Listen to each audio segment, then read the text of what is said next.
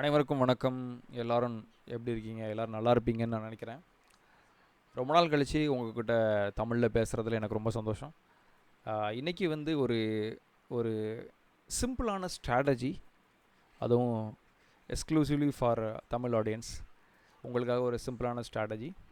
Of course நான் இது இங்கிலீஷ்லேயும் பண்ணுவேன், ஏன்னா அவங்களும் அப்புறம் சண்டைக்கு வந்துடுவாங்க எனக்கு சொல்லித் தரலன்ட்டு. ஸோ முதல்ல உங்களுக்கு சொல்லிவிட்டு அப்புறம் அவங்களுக்கு சொல்லலான்ட்டு ஏற்கனவே இதை சொல்லியிருப்பேன்னு நினைக்கிறேன். பட் எனக்கு சொன்ன மாதிரி ஞாபகம் இல்லாததுனால மறுபடியும் உங்களுக்கு வந்து இந்த சின்ன சிம்பிள் ஸ்ட்ராட்டஜி அதை உங்களுக்கு ஷேர் பண்ணலான் இருக்கிறேன். ஓகே, ஸோ இந்த ஸ்ட்ராட்டஜிக்கு நம்ம வந்து ஃபிபனாச்சி யூஸ் பண்ண போகிறோம். அண்ட் இந்த strategy strictly in higher time frame. Higher time ஃப்ரேம்னா weekly chart, monthly chart, even in daily chart. அந்த daily chart, weekly chart, monthly சார்ட்டில் தான் அதை நம்ம வந்து அனலைஸ் பண்ண போகிறோம்.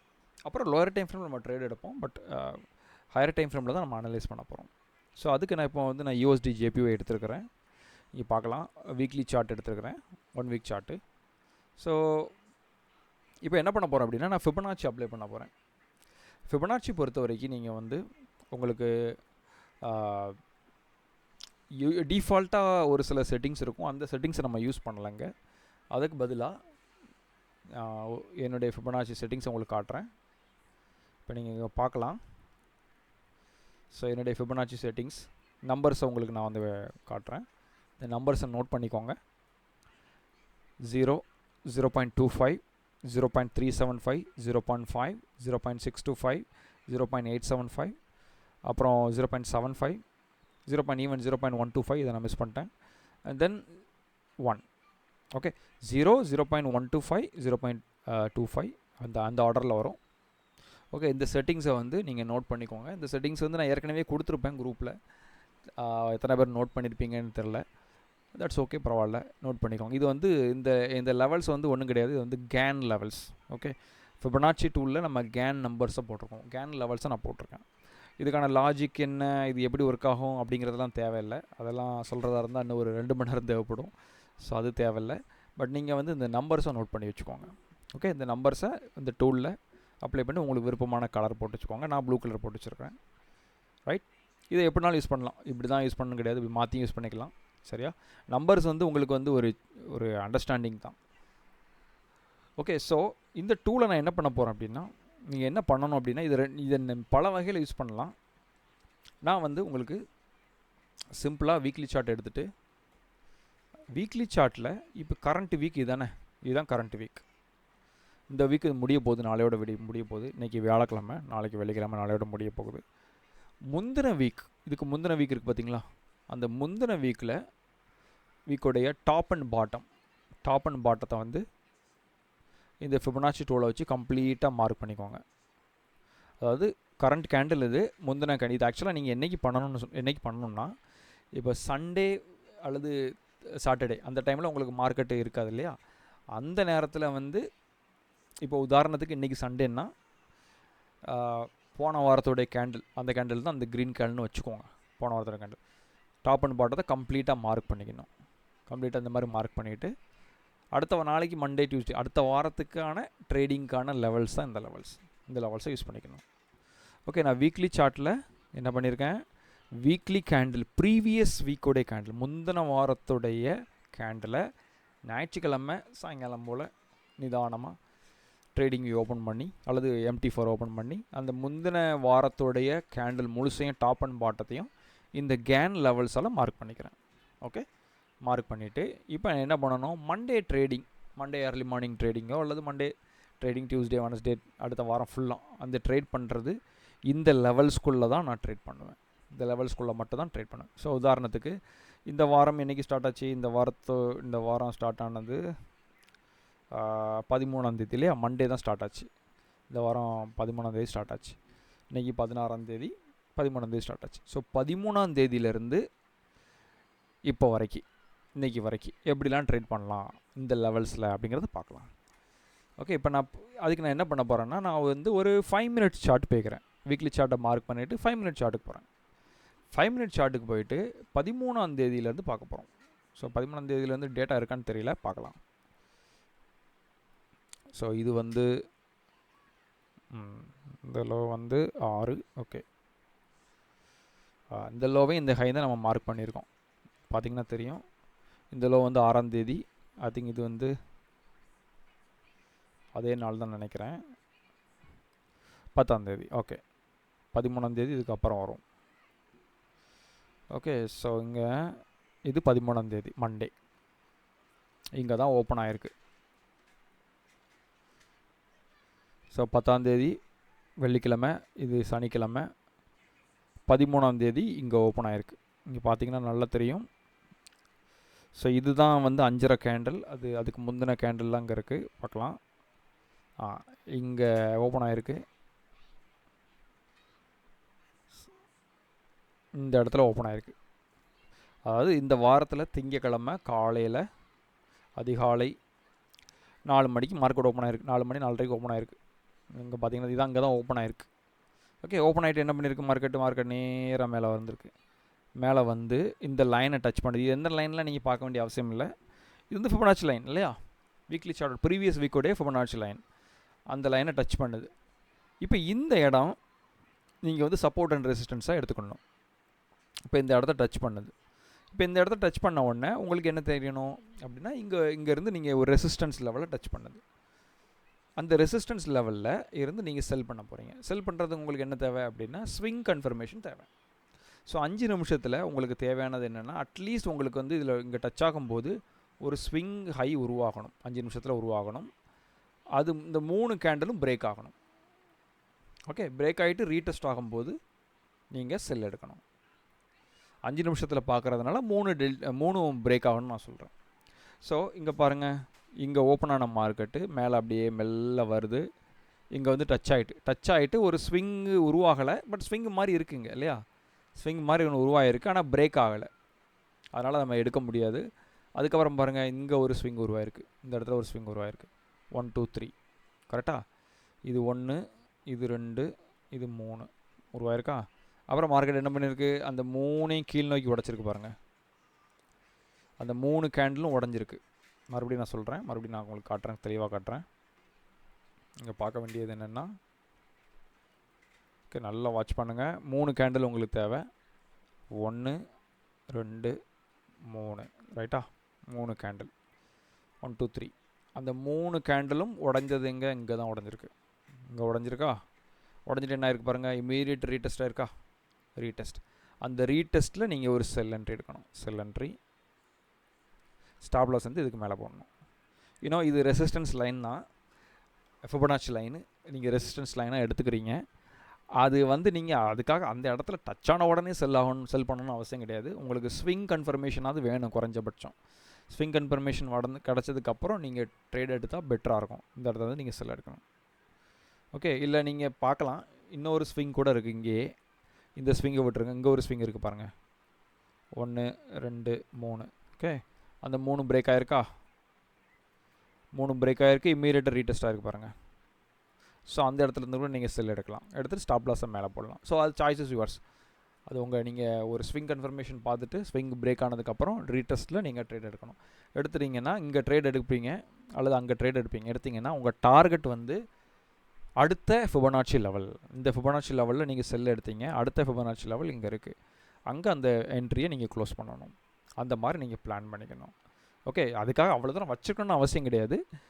மேக்ஸிமம் அது வரைக்கும் நீங்கள் வச்சுக்கலாம். அதுக்கு இன்பிட்வீனோட நீங்கள் கட் பண்ணிக்கலாம். ஏன்னா வந்து மார்க்கெட்டுங்கிறது வந்து எல்லா நேரமும் ஒன்று போல் இருக்காது இல்லையா, மாறி மாறி ஒர்க் ஆகக்கூடிய ஒரு விஷயம். ஸோ அதனால் வந்து சில நேரங்கள் நமக்கு வந்து பயமாக இருக்கும் பட்சத்தில் நீங்கள் வெளியில் வந்துடலாம். இப்போ நீங்கள் இங்கே என்ட்ரி எடுத்தீங்கன்னா உங்கள் ஸ்டாப் லாஸ் 110 பாயிண்ட் போட்டிருப்பீங்க. உங்கள் டார்கெட் ஷுட் பி இதுதான் உங்கள் டார்கெட்டு. ஓகே, உங்கள் டார்கெட் வந்து எவ்வளோவாச்சு, இங்கே 299 300 பாயிண்ட், 300 பாயிண்ட் வச்சுக்கோங்க. 100 பாயிண்ட்டுக்கு 300 பாயிண்ட், கிட்டத்தட்ட 1:3 மாதிரின்னு வச்சுக்கோங்க. இல்லை அப்படின்னா நீங்கள் மேலே கூட எடுத்துக்கலாம். நீங்கள் அவ்வளோ தூரம் வச்சுக்கணும்னு அவசியமே கிடையாது. 100 பாயிண்ட் ஸ்டாப் லாஸ்னால் 100 பாயிண்ட் டார்கெட், 1:1 நீங்கள் வெளியில் வந்துடலாம். அது ஏன்னா நீங்கள் பெரிய லாட் சைஸ்லாம் போட்டு ட்ரேட் பண்ணும்போது நீங்கள் அப்படி வெளியில் வந்தால் தான் பெட்டராக இருக்கும். ஓகே, சரி, நம்ம 1:1 வச்சுப்போம், ரொம்பலாம் ஆசைப்பட வேண்டாம்.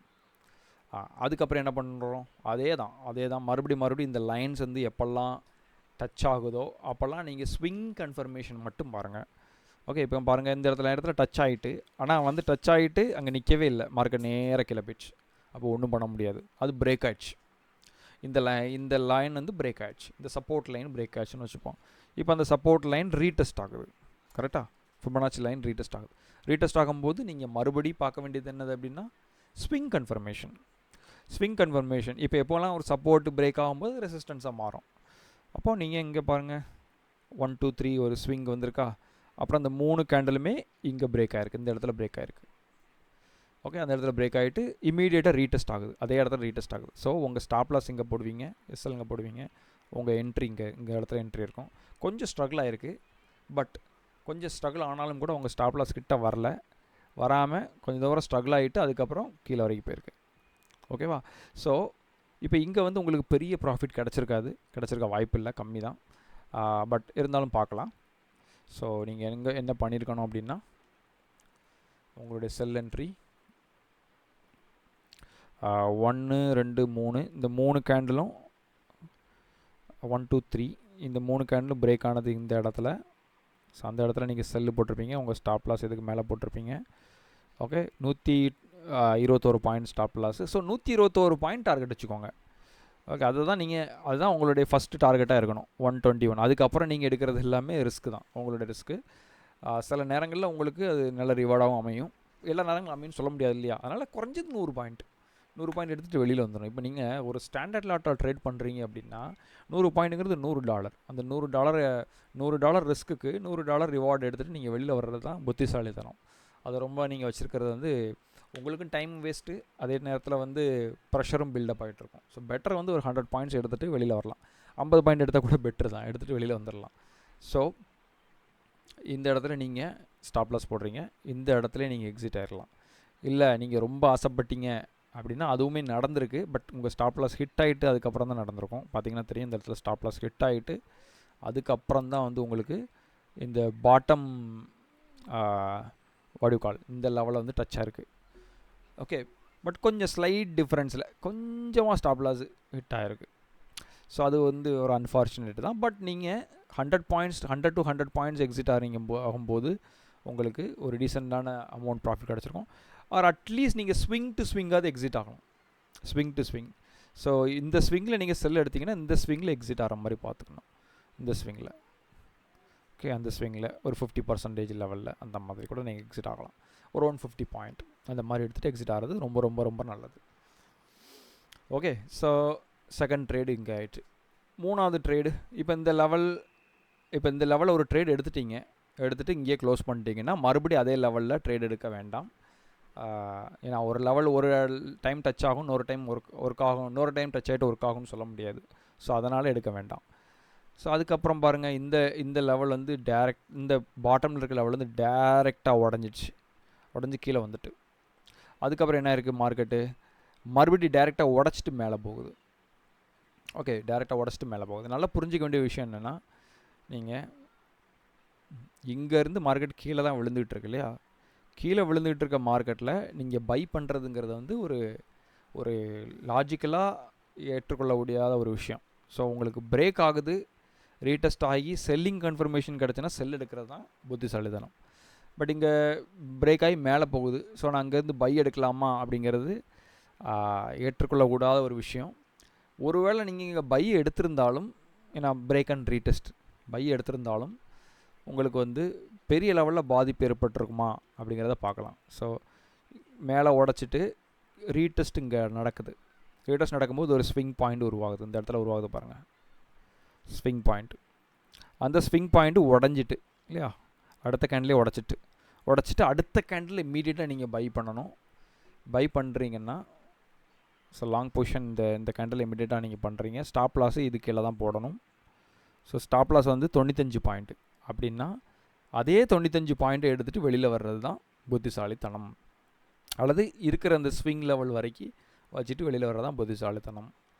ஏன்னா நீங்கள் ஒரு முடிவு பண்ணுறீங்க, நான் வந்து ட்ரேட் எடுக்க போகிறேன், ஹை லாட் போட்டு ட்ரேட் எடுக்க போகிறேன், ஒரு 2 மினி லாட் போட்டு ட்ரேட் எடுக்கிறேன், அல்லது 2 ஸ்டாண்டர்ட் லாட் போட்டு ட்ரேட் எடுக்கிறேன் அப்படின்னா உங்களுக்கு இந்த 95 பாயிண்ட்டுங்கிறது வந்து போதுமானது. அதை எடுத்துகிட்டு நீங்கள் வெளியில் வர தான் பார்க்கணும். அதுக்கு மேலேயும் வச்சுக்கிட்டு இருக்கிறது வந்து புத்திசாலித்தனம் கிடையாது. ஓகே. ஸோ ஏன்னா இது வந்து ஸ்டாக் மார்க்கெட் கிடையாது, ஃபாரெக்ஸ் மார்க்கெட்டு. உங்களுக்கு ஈஸியாகவே உங்களுக்கு வந்து 100 பாயிண்ட் வந்து ஒரு நல்ல ப்ராஃபிட் கொடுக்கக்கூடியது. ஸோ 100 பாயிண்ட் 95 பாயிண்ட் எடுத்துகிட்டு வெளியில் வந்தீங்கன்னா பெட்டர். ஒர்க் ஆயிருக்குங்க, அதனால நான் சொல்ல வரேன். நீங்கள் இதை விட்டுட்டு பெருசாக எய்ம் பண்ணும்போது தான் உங்களுக்கு அந்த ஃபெயிலியருங்கிறது நடக்கும். ஸோ 100 பாயிண்ட்ஸ் ஈஸியாக உங்களால் எடுக்க முடியும் ஒவ்வொரு நாளும் ஒவ்வொரு ட்ரேடுக்கும். அப்படிங்கிற மாதிரி நீங்கள் அப்ரோச் பண்ணிங்கன்னா உங்களால் ஈஸியாக எடுக்க முடியும். ஓகே. ஸோ அதுக்கப்புறம் என்னாச்சு, மார்க்கெட் கீழே நல்லா பிரேக் பண்ணிட்டு கீழே போகுது. கீழே போய் கீழே உள்ள லைனை ஒரு கேஷுவலான டச் பண்ணியிருக்கு. பெருசாக ஒன்று டக்குன்னு டச் பண்ணலை, ஒரு கேஷுவலான டச் இந்த இடத்துல பார்த்தீங்கன்னா தெரியும். ஸோ கேஷுவல் டச் பண்ணிவிட்டு இங்கே டச் பண்ணிவிட்டு ஒரு ஸ்விங் லோவை உருவாக்கியிருக்கு. 1 2 3 உருவாகிருக்கு. ஸோ அடுத்தும் கூட ஒரு ஸ்விங் லோ வந்திருக்கு. அது இதுக்குள்ளே தான் வருது இல்லையா, 1 2 3 இந்த ஸ்விங்குள்ளே தான் வருது. ஸோ இதுதான் 1 2 3ங்கிற மேஜர் ஸ்விங், பெரிய ஸ்விங்குக்குள்ளே ஒரு சின்ன ஸ்விங் வருது. ஸோ இந்த ஸ்விங்கு வந்துட்டு இந்த ஸ்விங்கு பிரேக் ஆனது எங்கன்னு பாருங்கள். 3 கேண்டில் பிரேக் ஆனது இங்கே தான் பிரேக் ஆகிருக்கு. பிரேக்காக அது ரீடெஸ்ட்டும் ஆயிருக்கு. Okay, break and retest. But stop லாஸை பொறுத்த வரைக்கும் பெருசாக இருக்கும். எவ்வளோ பெருசு இருக்குதுன்னு பாருங்கள். ஸோ அங்கே இருந்து பார்த்தீங்கன்னா இங்கேருந்து இங்கே வரைக்கும் பார்த்தீங்கன்னா ஸ்டாப் லாஸே 234 பாயிண்ட் வருது. அவ்வளோ ரிஸ்க் நம்ம எடுக்கவே கூடாது. ஒரு 100 பாயிண்ட்ஸ் 150 பாயிண்ட்ஸ்னால் ஓகே. 234 பாயிண்ட்டுங்கிறது ரொம்ப பெருசு. ஸோ அதை எடுக்காமல் இருக்கிறது நல்லது. ஒரு வேளை நீங்கள் பரவாயில்ல, ரிஸ்க்கெலாம் எனக்கு வந்து பெரிய மேட்ரே இல்லை சார், அதெல்லாம் பிரச்சனை இல்லை சார், நான் எடுத்துக்கிறேன் அப்படின்னு நீங்கள் நினச்சிங்க, அப்படி எடுத்திருந்தீங்கன்னா என்ன ஆயிருக்குன்னு பார்க்கலாம். ஏன்னா நம்ம வந்து இப்போ இந்த ஸ்ட்ராட்டஜியை வந்து நம்ம வந்து ஒரு பேக் டெஸ்ட் பண்ணுறோம் அப்படிங்கிற மாதிரி கூட எடுத்துக்கோங்க. ஸோ ஒரு வேளை நீங்கள் இங்கே எடுக்கிறீங்க 234 பாயிண்ட் ரிஸ்க் எடுக்கிறீங்க. ஏன்னா நீங்கள் வந்து ரிஸ்க் எடுக்கிறதுல உங்களுக்கு ஒரு பெரிய விஷயமே இல்லை அப்படின்னு தோன்ற பட்சத்தில் ஸோ இங்கேருந்து ரிஸ்க் எடுக்கிறீங்க. 234 பாயிண்ட் ரிஸ்க் எடுத்திங்கன்னா அந்த 234 பாயிண்ட் ரிவார்டாவது உங்களுக்கு கிடைக்கணும். அப்போ தான் வந்து அது ஒரு பெனிஃபிட் இல்லையா. 234 பாயிண்ட் ரிஸ்க்குக்கு நீங்கள் 100 பாயிண்ட் எடுத்திங்கன்னா அது நல்ல ஒரு இது இல்லை. ஸோ இங்கே நீங்கள் பை எடுக்கிறீங்க அப்படின்னா 234 பாயிண்ட்டாவது கிடச்சிருக்கா அப்படின்னா தாராளமாக கிடச்சிருக்கு. உங்கள் ரிஸ்க்குக்கு ஈக்குவலான ரிவார்டு கிடச்சிடுச்சு. 234 பாயிண்ட் இங்கேயே கிடச்சிருது.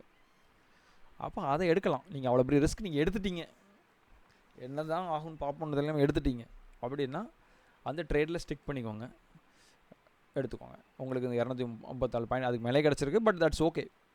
உங்களுக்கு போட்ட ரிஸ்க்குக்கான ரிவார்டு கிடச்சிருக்கா அதை மட்டும் பார்த்தாலே போதும், கிடச்சிருக்கு. Okay right. அப்புறம் பாருங்கள், அப்புறம் அங்கேருந்து என்ன இருக்குது, இப்போ மார்க்கெட்டு இங்கேருந்து லேசாக புஷ்அப் ஆனது. மறுபடி பாருங்கள், இந்த இடத்துல வந்து இந்த இடத்த டச் பண்ணிவிட்டு ஒரு ஸ்விங் ஹையை உருவாக்கியிருக்கு. இந்த இடத்துல ஒரு ஸ்விங் ஹை உருவாயிருக்கு. 1 2 3 உருவாயிருக்கா. 3 கேண்டில் உடஞ்சிருக்கா. 3 கேண்டில் உடஞ்சிருக்கு. அப்போ இந்த இடத்துலேருந்து கீழே போயிருக்கணும், ஆனால் அன்ஃபார்ச்சுனேட்லி அது கீழே போகலை. ஸோ இந்த இடத்துல நமக்கு ஒரு ஃபெயிலியர் ஆயிடுச்சு. ஸோ இது வரைக்கும் நம்ம 4 ட்ரேடு பார்த்தோமா, 4 ட்ரேடில் 4வது ட்ரேடு ஃபெயிலியர் ட்ரேடு. இந்த 3 ட்ரேடு பாசிட்டிவாக முடிஞ்சிருக்கு. அதையே நான் மார்க் பண்ணிடுறேன். ஏன்னா இங்கே தான் 3வது ட்ரேடு எடுத்தோம். இந்த 3 ட்ரேடும் நமக்கு பாசிட்டிவ் ட்ரேடு தான் ரைட்டா. 3 ட்ரேடும் அட்லீஸ்ட் 1 to 1 கிடச்சிட்டு 1:1 கிடச்சிடுச்சு. 4வது ட்ரேடு இந்த இடத்துல ஒரு ஸ்விங் ஹை உருவாயிருக்கு, அது ஃபெயிலியர். ஸோ நமக்கு ஒரு ஸ்டாப் லாஸ் ஹிட் ஆகிருக்கும். எவ்வளோ ஸ்டாப் லாஸ் ஹிட் ஆகிருக்கும் அப்படின்னா, இப்போ இங்கேருந்து இங்கே எவ்வளோ ஸ்டாப் லாஸ்ன்னு பார்க்கலாம். 180 பாயிண்ட் நமக்கு லாஸ். ஓகே, 4 ட்ரேடில் 1 trade loss, 3 trade profit. Okay, இப்போ நமக்கு லாஸ் ஆனதை நம்ம ரெக்கவர் பண்ணணும். அப்போ நம்ம ஒரு ஸ்விங்கு ஃபெயிலியர் ஆகும்போது அது ஆப்போசிட்டாக அங்கேருந்து நம்ம ட்ரேட் எடுக்க முடியும். ஸோ இந்த இது ஒர்க் ஆகிடுச்சு. ஸோ அதை மூவ் பண்ணிக்கலாம். இங்கே ஃபெயிலியர் ஆன ஸ்விங்கை இப்போ மார்க் பண்ணுவோம். இதான் இந்த ஸ்விங்கு தான் ஃபெயிலியர் ஆச்சு. இப்போ நான் மார்க் பண்ணுற ஸ்விங்கு தான் ஃபெயிலியர் ஸ்விங்கு. இந்த ஸ்விங்கு ஓகே, இந்த ஸ்விங்கு ஃபெயிலியர் ஆகிடுச்சு. இப்போ ஃபெயிலியரான ஸ்விங்கிலேருந்து நம்ம ஆப்போசிட்டான ட்ரேட் எடுக்கலாம். பிரேக்கர் பிளாக் ட்ரேட் இல்லையா. இங்கேருந்து நம்ம செல்லு போட்டோம், செல்லு ஸ்டாப் லாஸ் ஹிட் ஆனதுனால நமக்கு லாஸ் ஆகிடுச்சு. இப்போ பை போட போகிறோம். பை எங்கேருந்து போட போகிறோம், 180 பாயிண்ட் ஃபெயிலியர் ஆச்சு. ஸோ 180 பாயிண்ட்டை மட்டும் ரெக்கவர் பண்ண போகிறோம். அது இங்கேருந்து போடுவோம், இங்கேருந்து பை போடுவோம். இதுக்கு stop loss 180, I think 175 point stop loss. Okay, so இப்போ நம்ம இழந்தது 180 பாயிண்ட்டை இங்கேயே ரெக்கவர் பண்ணிடலாம். இங்கே 200 பாயிண்ட் வரைக்கும் கிடச்சிருக்கு. பட் நம்ம 180 பாயிண்ட்டை ரெக்கவர் பண்ணிடலாம். ஸோ 5வது ட்ரேடில் நம்ம 4வது ட்ரேடில் பண்ண லாஸை 5வது ட்ரேடில் ரெக்கவர் பண்ணுறோம். ரைட், நீங்கள் பார்த்தீங்கன்னா அதுக்கப்புறமும் கூட டச் ஆகிருக்கு. But that's okay. நமக்கு ரெக்கவரிங் ட்ரேட் வந்து இங்கேயே முடிஞ்சிடுச்சு. ரெக்கவர் பண்ணியாச்சு, லாஸ் பண்ணதை ரெக்கவர் பண்ணியாச்சு. ரைட், அதுக்கப்புறம் இங்கே டச் ஆகிருக்கு பாருங்கள், இந்த இடத்துல டச் ஆகிருக்கு. ஆனால் பெருசாக கீழே போகலை. ஸ்விங் ஹை உருவாயிருக்கு, ஆனால் 3 கேண்டலும் பிரேக் ஆகலை. பிரேக் ஆக மார்க்கெட் மேலே போயிடுச்சு. ஸோ அதுக்கப்புறம் பாருங்கள் கீழேயும் வந்திருக்கு, கீழேயும் கீழ் நோக்கி பிரேக் ஆகிடுச்சு. பெருசாக வந்து உங்களுக்கு ஒரு பெரிய இம்பேக்ட் கொடுக்கல. அண்டு மார்க்கெட் அதுக்கு மேலேயும் போகலை, மேலே போய் மேலேயும் டச் ஆகலை, கீழே வந்து கீழேயும் பிரேக் பண்ணிடுச்சு. ஸோ இங்கே வந்து மறுபடியும் ஒரு ஸ்விங் ஹை உருவாயிருக்கு. இந்த இடத்துல 1 2 3 கேண்டலும் பிரேக் ஆகிருக்கு இந்த இடத்துல. ஓகே, 3 கேண்டலும் பிரேக் ஆகிட்டு 3 கேண்டில் ரீடெஸ்ட்டும் இங்கேயே ஆகிருக்கு. ஸோ நம்ம இங்கே செல் போட்டிருப்போம். இந்த இடத்துல செல் போட்டோம்னா நமக்கு எவ்வளோ ஸ்டாப் லாஸ்ன்னு முதல்ல பார்ப்போம். ஸ்டாப் லாஸுக்கு ஈக்குவலான ஒரு 100 பாயிண்ட் ஸ்டாப் லாஸ்னால் 100 பாயிண்ட் நம்ம வந்து ப்ராஃபிட் பண்ணணும். ஸோ 3 கேண்டில் பிரேக் ஆனது இங்கே. ஸோ இது வந்து 145 பாயிண்ட் ஸ்டாப் லாஸு. ஸோ என்ட்ரியில் நமக்கு இந்த இடத்துல என்ட்ரி போட்டிருப்போம். என்ட்ரி போட்டால் நமக்கு எவ்வளோ கிடச்சிருக்கோம் அப்படின்னா, அங்கேருந்து பார்த்தீங்கன்னா ஸோ கிட்டத்தட்ட 130 வரைக்கும் கிடச்சிருக்கு. அதுக்கப்புறம் போகலை. இதை வந்து நான் ஃபெயிலியர் அப்படின்னு சொல்லலாம். ஏன்னா வந்து நமக்கு ஸ்டாப் லாஸுக்கு ஈக்குவலான ப்ராஃபிட் கிடைக்கல. ஓகே, ஸ்டாப் லாஸ் 145 போட்டோம்னா நமக்கு டார்கெட் அட்லீஸ்ட் 145 வந்திருக்கணும். ஆனால் 132 வரைக்கும் தான் போயிருக்கு. அதுக்காக மார்க்கெட் ரிவர்ஸ் ஆகிடுச்சு. ஸோ இது வந்து ஒர்க் ஆகிருக்கு, ஆனால் ஃபெயிலியர் ஆகிருக்கு அப்படி எடுத்துக்கலாம். இது வந்து பிரேக்கர் பிளாக்காகவும் நீங்கள் எடுக்க முடியாது. ஏன்னா பிரேக்கர் பிளாக்குங்கிறது கம்ப்ளீட்டாக உங்களுக்கு வந்து ஃபெயிலியர் ஆகக்கூடியது. இது ஒர்க் ஆகிட்டு ஃபெயிலியர் ஆகிருக்கு. ஸோ அதனால் இது நம்ம ட்ரூ ஃபெயிலியர்னு எடுத்துக்கலாம். இந்த இடத்துல நமக்கு ஃபெயிலியர் தான். ஸோ 6 ட்ரேடு எடுத்தோம். 6 ட்ரேடில் 4 ட்ரேடு க்ளீன் ப்ராஃபிட், ஒரு ட்ரேடு கம்ப்ளீட் ஃபெயிலியர், இன்னொரு ட்ரேடு ஃபெயிலியர் ஆகி நமக்கு வந்து அதை ரெக்கவரும் பண்ணிட்டோம் ஃபெயிலியரை. 3 ட்ரேடு கிளியரு, ஒரு ட்ரேடு ஃபெயிலியர், அந்த ஃபெயிலியர் ரெக்கவரும் பண்ணிட்டோம். 2ஆவது trade complete failure. Okay, so இது கம்ப்ளீட் ஃபெயிலியர். அதுக்கப்புறம் இந்த லைன் டச் ஆகிருக்கா, ஆகலை. லைன் டச் ஆகலை, அதனால் நம்ம எடுக்க முடியாது. அப்புறம் பாருங்கள் இங்கே லைன் டச் ஆகிருக்கு, பட் மார்க்கெட் மேல் நோக்கி போயிட்டு. ஓகே, ஸோ அதுக்கப்புறம் மறுபடியும் இங்கே வந்து டச் ஆகுது, மார்க்கெட் கீழ் நோக்கி போயிடுச்சு. எந்த ரிஜெக்ஷனும் கொடுக்கல பாருங்கள். ஸ்விங் பாயிண்ட் மாதிரியான எதுவுமே இங்கே உருவாகலை. ஓகே, கீழ் நோக்கி போயிடுச்சு. ஸோ மறுபடியும் இங்கே பாருங்கள், இங்கே வந்து டச் ஆகிட்டு ஒரு ஸ்விங் லோ உருவாயிருக்கு பாருங்கள். 1 2 3 1 2 3 ரைட்டா. ஆனால் மேல் நோக்கி உடையலை. மேல் நோக்கி உடையணும்ல, உடைஞ்சால் தான் நம்ம பை பண்ண முடியும். உடையலை, அப்போ ஒன்றும் பண்ண முடியாது, வெயிட் பண்ணணும். மறுபடியும் பாருங்கள் இங்கே கூட 1 உருவாயிருக்கு. 1 2 3 மேல் நோக்கி உடஞ்சிருக்கா, உடையலை. இம்மீடியட்டாக உடையலை, லேட்டாக உடஞ்சிருக்கு. இங்கே வந்து உடஞ்சிருக்கு, அது வேறு விஷயம். இம்மீடியட்டாக உடஞ்சிதுன்னா நம்ம இங்கேருந்து பை பண்ணியிருக்கலாம். ரைட்டாக உடையலை. அதுக்கப்புறம் ஏன் உடையலைன்னு சொல்கிறோன்னா, அதுக்கப்புறம் கீழே உடஞ்சிருக்கு பாருங்கள். ரைட்டா, அதனால் நம்ம எடுக்க முடியாது அதை. ஸோ இப்போது இங்கே ஒரு ஸ்விங் உருவாயிருக்கு பாருங்கள். 1 2 3 உருவாயிருக்கா. அப்புறம் பாருங்கள் மேல் நோக்கி மார்க்கெட் போய் அதை உடச்சிருக்கா, ஸ்லைட்டாக உடச்சிருக்கு. ஸ்ட்ராங்காக உடையலை, ஆனால் உடைஞ்சிருக்கு, லைட்டாக உடஞ்சிருக்கு. ரைட்டா, இதை எடுத்துருக்க முடியுமாங்கிறது சந்தேகம்தான். ஒருவேளை நீங்கள் உங்கள் புரோக்கருடைய மெட்டா ட்ரேடரில் இது உடஞ்சிருக்கலாம். சரியா, ட்ரேடிங் வியூவில் அது காட்டலை, புரோக்கர் சைட்டில் தான் அது காமிச்சிருக்கலாம். அப்படி ஒரு வேளை காமிச்சிருந்ததுன்னா நீங்கள் தாராளமாக உடஞ்சதுக்கப்புறம் ரீடெஸ்ட்டில் இங்கேருந்து நீங்கள் பை எடுத்துருக்கலாம். இந்த இடத்துலேருந்து பை எடுத்துருக்கலாம். ஸ்டாப் லாஸ் ஆனால் இங்கே தான் போடணும். ரைட்டா, அப்போ இது எவ்வளவோ அவ்வளவுக்கு எய்ம் பண்ணணும் மேலே. கரெக்டாக பார்க்கலாம் அது நடந்திருக்கான்ட்டு. ஆனால் இங்கே எது நடக்கலை, இங்கே வந்து பிரேக்கே ஆகலை, அதனால் இங்கே நம்ம எடுத்துருக்க மாட்டோம். லைட்டாக பிரேக் ஆகிருக்கு பாருங்கள், லைட்டாக பிரேக் ஆகிருக்கு. ஸோ இமீடியட் பை இங்கே பண்ணுவோமா. ஸோ பை பண்ணுறதா இருந்தால் லாங் பொசிஷன், ஸ்டாப் லாஸ் இங்கே போட்டிருப்போம். ஸ்டாப் லாஸ் வந்து 200 பாயிண்ட்ஸ், ரொம்ப பெரிய ஸ்டாப் லாஸ் தான். பட் 200 பாயிண்ட்ஸ் உங்களுக்கு கிடச்சிருது இல்லைங்க, இங்கேயே கிடச்சிருது, அப்போ பிரச்சனை இல்லை. பட் ஒர்க்கிங் ட்ரேடு தான், ஒர்க் ஆகிடுச்சு. 200 பாயிண்ட் ரிஸ்க்கு 200 பாயிண்ட் ரிவார்டு கிடச்சிருச்சு. ஸோ ஒர்க் ஆகிட்டு ரைட். அதுக்கப்புறம் பார்த்தீங்கன்னா ஒரு பெரிய நியூஸ் கேண்டில் வந்திருக்கு. ஸோ பாருங்கள், பெரிய கேண்டில். ஸோ அதை ஒன்றும் பண்ண முடியாது அப்படி வந்துச்சுன்னா. ஓகே, ஸோ அதுக்கப்புறம் நீங்கள் பார்க்கும்போது மார்க்கெட் உங்களுக்கு சாப்பியாக இருக்குது, பெருசாக ஒரு ரிஜெக்ஷன்ஸ்லாம் கொடுக்கல. அது ஏஷியன் செஷன், உங்களுக்கு பார்த்தாலே தெரியுது, இதெல்லாம் ஏஷியன் செஷன் காலையில் 8:30 ஸோ அதை அவாய்ட் பண்ணிடலாம். ஏஷியன் செஷன் அவாய்ட் பண்ணிவிட்டு நீங்கள் மற்ற செஷன்லாம் ட்ரேட் பண்ணலாம். ஓகே, ஸோ இது வந்து ரொம்ப சிம்பிளான ஒரு மெத்தடு. அதுக்கு நீங்கள் செய்ய வேண்டியதுனா ப்ரீவியஸ் வீக் டேட்டாவை எடுத்துக்கிறது. ப்ரீவியஸ் வீக் டேட்டா தான் உங்களுக்கு தேவை. இந்த ஃபிபனாச்சி லைன்ஸை போட்டுறீங்க. இதுதான் உங்களுடைய சப்போர்ட் அண்ட் ரெசிஸ்டன்ஸ். இப்போது இந்த லைனில் வந்து முக்கியமான லைன்ஸ் எதுன்னு பார்த்தீங்கன்னா இந்த மேலே இருக்கக்கூடிய 1 கீழே இருக்கக்கூடிய 0 லைனு தான். இந்த 1 0 இந்த 2 லைனில் ஏதாவது ஒரு லைன் பிரேக் ஆகிடுச்சுன்னா அப்புறம் இந்த ஃபிபனாச்சிக்கு வேலை இல்லை. இப்போ பார்த்தீங்கன்னா இந்த 0 லைன் வந்து இங்கே பிரேக் ஆகிடுச்சு இல்லையா, அப்போ இந்த ஃபிபனாச்சிக்கு இனிமேல் வேலை இல்லை. நீங்கள் என்ன பண்ணணும், நாளைக்கு ஒரு நாளை விட்டுருங்க. சனிக்கிழமை சாயங்காலம் போல் இந்த மாதிரி, இப்போ சனிக்கிழமை சாயங்காலம் போல் இந்த வீக்லி கேண்டில் முடிஞ்சிடும் இல்லையா. அப்போ நீங்கள் என்ன பண்ணால் இந்த மாதிரி இந்த வீக்லி ஃபிபனாச்சி லைன் எடுத்து இந்த வீக்லி கேண்டிலுடைய டாப்லையும் பாட்டம்லையும் நீங்கள் போட்டுருங்க. அவ்வளோதான். இதுதான் உங்களுக்கு அடுத்த வாரத்துக்கான support and resistance lines. Okay, support and resistance next வீக்கான சப்போர்ட் அண்ட் ரெசிஸ்டன்ஸ் லைன்ஸ். இந்த லைனில் நீங்கள் என்ன பண்ணணுன்னா இந்த லைன் இந்த 0 லைனும் 1 அப்படிங்கிற அந்த லைனும் பிரேக் ஆகக்கூடாது. பிரேக் ஆகாமல் மார்க்கெட் அடுத்த வாரம் ஃபுல்லாக இதுக்குள்ளேயே ட்ரேட் ஆகிட்டு இருக்கும்.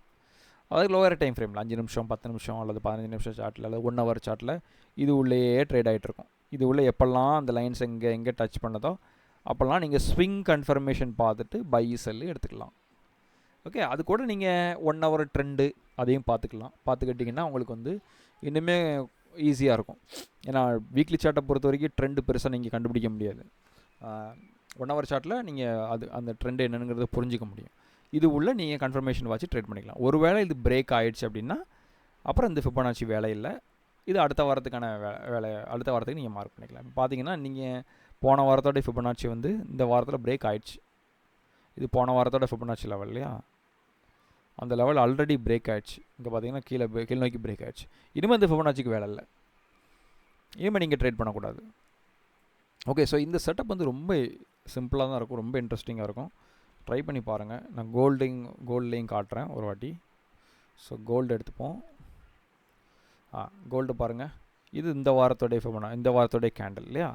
போன வாரத்தோடைய கேண்டில் தான் நம்ம எடுக்கணும். போன வாரத்தோடைய கேண்டிலை கம்ப்ளீட்டாக ஃபிபனாச்சி வச்சு கீழேருந்து மேலே வரைக்கும் போட்டுக்கோங்க. ஓகே, இப்போ இந்த வாரம் 13ஆம் தேதி ஸ்டார்ட் ஆச்சு. 13ஆம் தேதியிலேருந்து ப்ரைஸ் ஆக்ஷனை பாருங்கள். 13ஆம் தேதி இப்போ நான் 5 நிமிஷம் சார்ட்டுக்கு போகிறேன். 13ஆம் தேதிக்கு போகிறேன். இப்போ பாருங்கள், இங்கே ஆல்ரெடி பிரேக் ஆகிடுச்சு. ஆல்ரெடி இந்த ஃபிபனாச்சி லைன்ஸை பிரேக் ஆகிட்டு மேலே போய்ட்டுருக்கு. இப்போ இதுக்கு மேலே ஒன்றும் செய்ய முடியாது.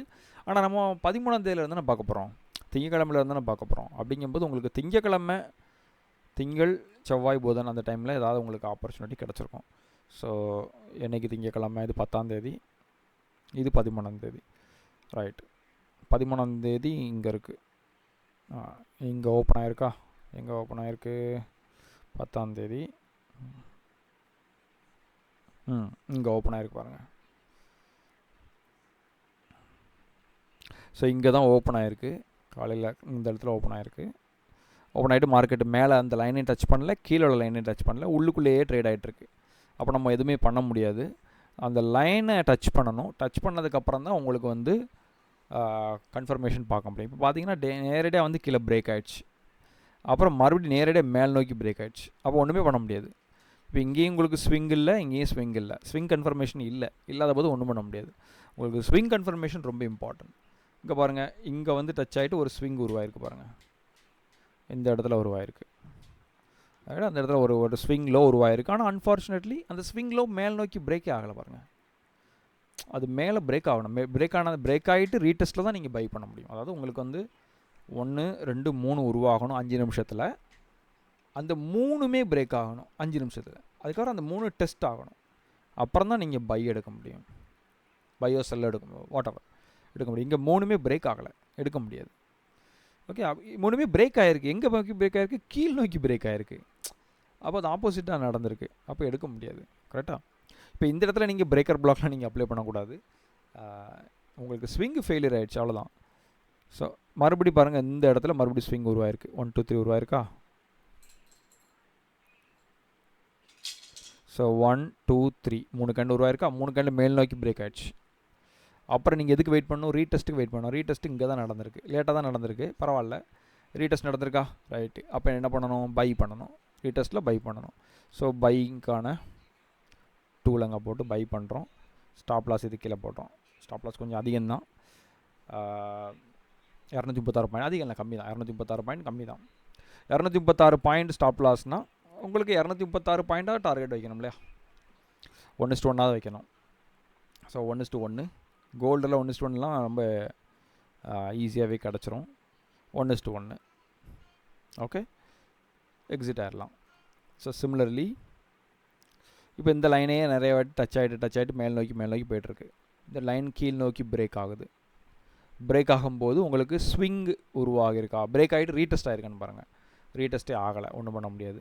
ஸோ பிரேக் ஆகிட்டு ரீடெஸ்ட் ஆகிருக்கா, ஆகலை. இங்கே ஆகிருக்கு, பட் ஸ்விங் உருவாகலை. ஸோ மறுபடியும் கீழே வந்து இங்கே டச் ஆகுது. இங்கே டச் ஆகிட்டு பெரிய ஸ்விங் உருவாயிருக்கு பாருங்கள். 1 2 3 உருவாயிருக்கு. ஆனால் மேல் நோக்கி உடையவே இல்லை. அப்போ பை எடுக்க முடியாது. ஸோ மறுபடியும் இங்கேயும் டச் ஆகலை. இங்கே டச் ஆகிருக்கு. மறுபடியும் பாருங்கள், டச் ஆகிட்டு 1 2 3 உருவாயிருக்கா. 1 2 3 உருவாயிருக்கு. Very good. அந்த 1 2 3 பிரேக் ஆகிருக்கா? கண்டிப்பாக பிரேக் ஆகிருக்கு. இங்கேயே பிரேக் ஆகிருக்கா? ஸோ ரீடெஸ்ட் ஆகிருக்கா? சாரி, ரீடெஸ்ட் ஆகிருக்கு. இங்கே ரீடெஸ்ட் ஆகிருக்கு. ஸோ அங்கே ஒரு buy entry. So long position, buy entry, stop லாஸுங்க. ஸோ கிட்டத்தட்ட 386 பாயிண்ட்டு. ஸோ 386 பாயிண்ட்டாவது நீங்கள் எடுக்கணும். அதுக்கு நீங்கள் இந்த வேணே டார்கெட் வைக்கலாம். பட் நம்ம சேஃபர் சைடில் எப்போவுமே ப்ளே பண்ணணும் இல்லையா? நம்ம வந்து எப்போவுமே நம்ம ரொம்ப ரிஸ்க் எடுக்கக்கூடாது. ரொம்ப ரிஸ்க் எடுக்காமல் ரிஸ்க்கு ஈக்குவலாக ரிவார்டு எடுக்கணும். ஸோ சேஃபர் சைடில் எடுத்துகிட்டு வெளியில் வந்துடலாம். 1:1. ஓகே, இப்போ டாப்பில் அந்த லைன் டச் ஆகிருக்கான்னா, லைட்டாக டச் ஆகிருக்கு. நம்ம டச்னா எடுத்துக்கலாம். இந்த இடம் லைட்டாக டச் ஆகிருக்கு. டச் ஆகிட்டு ஒரு ஸ்விங் ஹை உருவாயிருக்கா? ஸோ 1 கோல்டை பொறுத்த வரைக்கும் உங்கள் எல்லா கேண்டிலும் பெருசாக தான் இருக்கும். அதனால் நீங்கள் ஸ்டாப் லாஸ் பெருசாக தான் போட்டாகணும். 1 2 3. இப்போ இந்த 3 கேண்டில் உடையணும். 3 கேண்டில் உடஞ்ச பின்னாடி தான் நீங்கள் பை எடுக்க செல் எடுக்க முடியும். ஸோ 3 கேண்டிலையும் மார்க் பண்ணுங்கள். 3 கேண்டில் இங்கே உடஞ்சிருக்கா? உடஞ்சிட்டு இம்மீடியட் ரீடெஸ்ட் ஆகிருக்கா பாருங்கள். ரீடெஸ்ட் ஆகிருக்கு. இம்மீடியட் ரீடெஸ்ட் ஆகிருக்கு. அப்புறம் லேட்டாகவும் கொஞ்சம் நேரம் கழிச்சு ரீடெஸ்ட் ஆகிருக்கு. ஓகே, ஸோ ரீடெஸ்ட்டில் செல் எடுக்கிறீங்க. ஸோ செல் என்ட்ரி, ஷார்ட். ஸ்டாப் லாஸ் எங்கே போடணும்? இங்கே போடணும். 700 பாயிண்ட் அதிகம் தான். 700 பாயிண்ட் ஸ்டாப் லாஸ் போடுறீங்கன்னா உங்களுக்கு 700 பாயிண்ட் டார்கெட் வைக்கணும் அட்லீஸ்ட். ஸோ 1:1 சக்ஸஸ்ஃபுல்லாக நடந்திருக்கா? 1:1 ஈஸியாக கிடச்சிருக்கு. ஈஸியாக கிடைக்கல, கொஞ்சம் டைம் ஆகிருக்கு, கிடச்சிருக்கு. ஓகே, பட் ரிஸ்க்கு பெருசு தான். நீங்கள் இந்த ரிஸ்க்கு குறைக்க நினச்சிங்கன்னா 5 நிமிஷத்துக்கு பதிலாக 3 நிமிஷத்துக்கு போகலாம். ஆனால் 3 நிமிஷம் 2 நிமிஷத்தில் உங்களுக்கு ஃபால்ஸ் சிக்னல் கிடைக்க வாய்ப்பு இருக்குது. அதையும் நீங்கள் நோட்டீஸ் பண்ணிக்கணும். ஸோ இப்படி ஒரு சிம்பிளான ட்ரேடிங். இதுக்கு ஒரு பெருசாக வந்து நீங்கள் மெனக்கட வேண்டிய அவசியம் இல்லை. உங்களுக்கு தேவை வீக்லி சார்ட்டு, வீக்லி கேண்டலுடைய highs and lows, previous weekly கேண்டலுடைய ஹைஸ் அண்ட் லோஸை கேன் லெவல் ஃபிபனாச்சி டூலை யூஸ் பண்ணி கேன் லெவலை வச்சு மார்க் பண்ண போகிறீங்க. மார்க் பண்ணிவிட்டு அந்த லெவலில் எப்போல்லாம் டச் பண்ணதோ மார்க்கெட்டு, அப்போல்லாம் வந்து 5 நிமிஷத்தில் ஸ்விங் கன்ஃபர்மேஷன் பாருங்கள். 3 கேண்டில் ஸ்விங் கன்ஃபர்மேஷன்லாம் ஒன்றும் கிடையாது. உங்களுக்கு இந்த லைன்ஸை டச் பண்ணும்போது மார்க்கெட் வந்து 1 2 3 உருவாக்கணும். அது 3 கேண்டில் உடையணும். 4வது கேண்டில் டெஸ்ட் பண்ணணும். டெஸ்ட் பண்ணும்போது பை. ஓகே, இதே இது ஆப்போசிட் செல்லுக்கு 1 2 3 உருவாகணும், 3 கேண்டில் உடையணும், 4வது கேண்டில் 5வது கேண்டிலோ ஏதோ உடஞ்சிட்டு ரீடெஸ்ட் ஆகணும். ரீடெஸ்ட் ஆகும்போது செல்லு. ஓகே, அவ்வளோதான். இந்த கன்ஃபர்மேஷனை இந்த லைனில் பார்க்க போகிறீங்க. ஒவ்வொரு லைன்லேயும் பார்க்க போகிறீங்க. அதுக்கு குறிப்பாக வந்து இந்த டாப் லைனையும் பாட்டம் லைனையும் எடுத்துக்காதீங்க. அந்த 2 லைனும் வேண்டாம். ஏன்னா அதுக்கிட்ட மார்க்கெட் வரும்போது உடச்சிட்டு மேலே கூட போகும். சரியா? அதனால் அந்த 2 லைனும் எடுக்காமல் இந்த இன்பிட்வீனில் இருக்கக்கூடிய லைனுக்குள்ளே வரும்போது, லைனில் டச் ஆகும்போது நீங்கள் அங்கேருந்து பையோ செல்லோ எடுக்க முயற்சி பண்ணலாம். ஓகே, இது கூட நீங்கள் வேறு என்ன ஆட் பண்ணிக்கலாம் அப்படின்னு கேட்டிங்கன்னா, நீங்கள் ஹையர் டைம் ஃப்ரேமில் இல்லாமல் லோயர் டைம் ஃப்ரேமில் நீங்கள் வந்து மூவிங் ஆவரேஜஸ் ஆட் பண்ணிக்கலாம். ஸோ உதாரணமாக ஏன்னா நமக்கு ஒரு கண்டிஷன்ஸ் வேணும் அப்படின்னு நினச்சிங்கன்னா, கண்டிஷன்ஸ் வேணும் அப்படின்னு நினைக்கும் போது நீங்கள் இப்போ உதாரணத்துக்கு நான் வந்து இப்போ யூரோ யூஎஸ்டி எடுக்கிறேன். கண்டிஷன்ஸுங்கிறத விட ஃபில்ட்ரேஷன்ஸ் இன்னும் கொஞ்சம் ஃபில்டர் பண்ணலாமா அப்படின்னு நினச்சிங்கன்னா, இப்போது யூரோ யூஎஸ்டி வீக்லி சார்ட்டில் இருக்கேன். வீக்லி சார்ட்டில் நான் என்ன பண்ண போகிறேன் அப்படின்னா, ஃபிபனாச்சி டூல் எடுத்துகிட்டு ப்ரீவியஸ் வீக்கை மார்க் பண்ணுறேன். ப்ரீவியஸ் வீக்கோடைய வீக்லி கேண்டில் மார்க் பண்ணுறேன். இப்போ இது உள்ள இந்த லைனில் டச் ஆகும்போது நான் செல்லு பை எடுக்க போகிறேன். ஓகே, இப்போ அதுக்கு நான் என்ன பண்ணுவேன், 5 நிமிஷத்துக்கு போய் 5 நிமிஷத்தில் இந்த லைனுக்குள்ளே நான் வந்து லைனில் எப்போல்லாம் டச் ஆகுதோ அப்போல்லாம் வந்து நான் கன்ஃபர்மேஷன் பார்த்துட்டு ட்ரேட் எடுக்க போகிறேன். ஸோ இதுக்கு சப்போர்ட்டிவாக நான் என்ன பண்ணிக்கலாம் அப்படின்னா, இது கூட மூவிங் ஆவரேஜ் ஆட் பண்ணிக்கலாம். இப்போ மூவிங் ஆவரேஜ் நான் ஏற்கனவே உங்களுக்கு சொல்லியிருப்பேன். மூவிங் ஆவரேஜ் நம்ம வந்து எக்ஸ்போனன்ஷியல் மூவிங் ஆவரேஜ் எதனா எடுத்துக்கலாம், எந்த மூவிங் ஆவரேஜ்னாலும் எடுத்துக்கலாம். இந்த மூவிங் ஆவரேஜ் நான் எக்ஸ்போனன்ஷியல் மூவிங் ஆவரேஜ் போட்டிருக்கேன். அதில் போய் செட்டிங்ஸில் போயிட்டு நான் என்ன பண்ண போகிறேன்னா இன்புட்டில் போயிட்டு 50 பீரியடு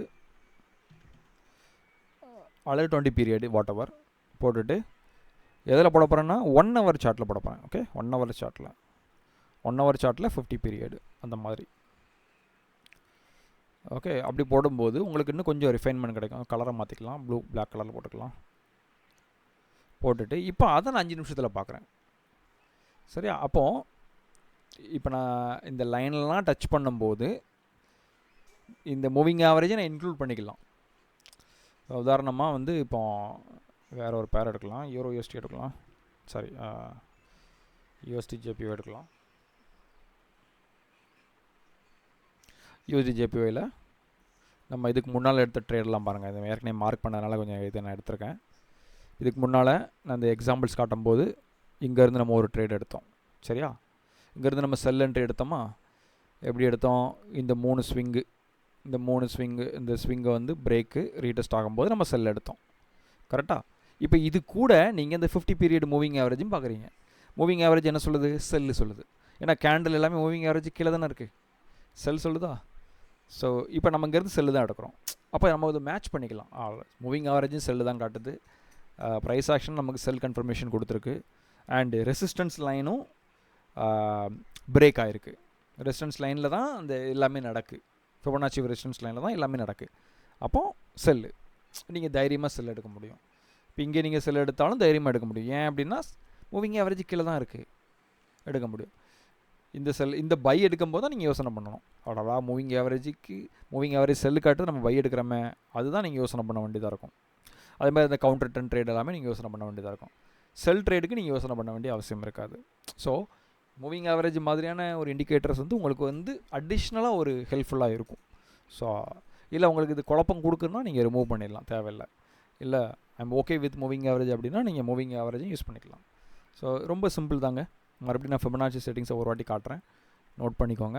இந்த ஃபிபொனாச்சி நம்பர்ஸை தான் யூஸ் பண்ணுறோம். இது ஒன்றுமே கிடையாது. இது எல்லாமே பார்த்தீங்கன்னா ஒரு ஒரு ஒரு ஒன்றை வந்து பாதியாக அல்லது கால்வாசி முக்கால்வாசி, முக்காலுக்கும் முக்காலில் அரை அப்படி எடுத்திருக்கோம். அதாவது இப்போ 1 இருக்குன்னா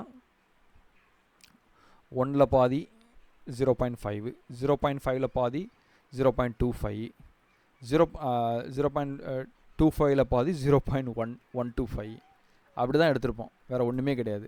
நீங்கள் பார்த்தீங்கன்னா தெரியும். 1ல் பாதி அரை, அரையில் பாதி காலில் பாதி 0.125. அதே மாதிரி 75% பாதி, ஓகே 0.75ல் பாதி 0.375. ஸோ ஒன்றும் இல்லை, ஒரு லெவலில் பாதியாக, முக்கால்வாசியாக, கால்வாசியாக, அரைவாசியாக எடுத்திருக்கோம். அவ்வளோதான். இதுதான் கேன் லெவல்ஸ். இந்த நம்பர்ஸ் யூஸ் பண்ணி தான் நம்ம ட்ரேட் பண்ணுறோம். ஸோ இந்த நம்பர்ஸை வீக்லி சார்ட்டு அல்லது டெய்லி சார்ட்டு, அந்த மாதிரி chart, previous weekly chart, previous daily சார்ட்டில் போட்டு ட்ரேட் பண்ணுங்கள், ட்ரேட் பண்ணி பாருங்கள். இதை வந்து உங்களுக்கு ஒரு அடிஷ்னல் கன்ஃபர்மேஷன்ஸாக நீங்கள் யூஸ் பண்ணிக்கலாம். ஓகே, ஸோ உங்களுக்கு இது பிடிச்சிருந்ததுன்னா இதை பேக் டெஸ்ட் பண்ணி பாருங்கள். பேக் டெஸ்ட் பண்ணி பார்த்துட்டு எனக்கு ஃபீட்பேக்கை சொல்லுங்கள். ஹோப்ஃபுல்லி இது உங்களுக்கு ஹெல்ப்ஃபுல்லாக இருக்கும்னு நினைக்கிறேன். நான் மறுபடியும் இன்னொரு இன்ட்ரெஸ்டிங்கான ஸ்ட்ராட்டஜியோட உங்களை மறுபடியும் மீட் பண்ணுறேன். தேங்க்யூ கைஸ், பாய்.